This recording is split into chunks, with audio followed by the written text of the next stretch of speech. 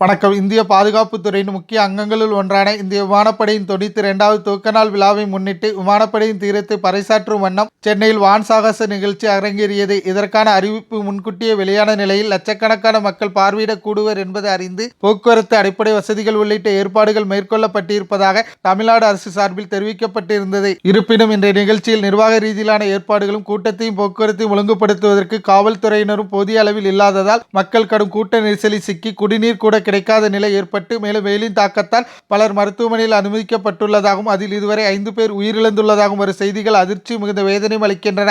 உயிரிழந்தோர் குடும்பத்தாருக்கு எனது ஆழ்ந்த இரங்கலும் வருத்தங்களும். இதுபோன்ற முக்கியத்துவம் வாய்ந்த ஒரு நிகழ்வை கூட முறையாக ஒருங்கிணைக்க தவறிய விடியா திமுக அரசுக்கு எனது கடும் கண்டனங்கள். இந்தியாவின் பல்வேறு நகரங்களில் ராணுவ விமானப்படையின் தீரத்தை பறைசாற்றும் நிகழ்வுகள் இதுவரை சிறப்பாக நடைபெற்று வந்துள்ளன. ஆனால் இன்று தமிழகத்தில் நிகழ்பெற்ற நிகழ்வில் உயிர் சேதம் ஏற்பட்டிருப்பது மிகுந்த வருத்தத்துக்குரியது. இந்நிகழ்வுக்கு முறையான பாதுகாப்பு கொடுக்க தவறிய இந்த ஸ்டாலின் அரசுக்கு என் கடும் கண்டனங்கள் என தமிழக சட்டப்பேரவை எதிர்க்கட்சி தலைவர் எடப்பாடி பழனிசாமி தெரிவித்துள்ளார். இதற்கு பதிலடி கருத்தாக சென்னை எம்ஜிஆர் நகரில் வெள்ள நிவாரணம் வாங்க வந்த மக்களை ஜெயலலிதா அவர்கள் வருகிறார்கள் என காக்க வைத்து 42 பேரை கொலை செய்து கும்பமேளாவில் ஜெயலலிதா குளிக்க வருகிறார், அனைவரும் வாரீர் என சூருட்டி அடித்து மக்களை அழைத்து 110 பேரை கொலை செய்த கும்பல், தூத்துக்குடியில் போராடிய மக்கள் மீது துப்பாக்கி சூடு நடத்தி கொலை செய்த அடிமை அதிமுக கும்பல், சட்ட ஒழுங்கு பாதுகாப்பு குறித்தெல்லாம் வகுப்பு எடுப்பதை பார்த்தால் கால கொடுமையாக இருக்கு. மெரினாவில் எதிர்பார்த்ததை விட மக்கள் அதிகம் கூடியதால் தான் கூட்ட நெரிசல் ஏற்பட்டது. இது வெயில் காலம் என்பதால் எதிர்பாராத விபத்து ஏற்பட்டு இருக்கிறது. தமிழ்நாடு அரசை குறை சொல்ல எடப்பாடி பழனிசாமிக்கு துளியும் அருகதை இல்லை என கருத்து தெரிவித்துள்ளார் திமுக மாணவர் அணியின் தலைவர் ராஜீவ்காந்தி.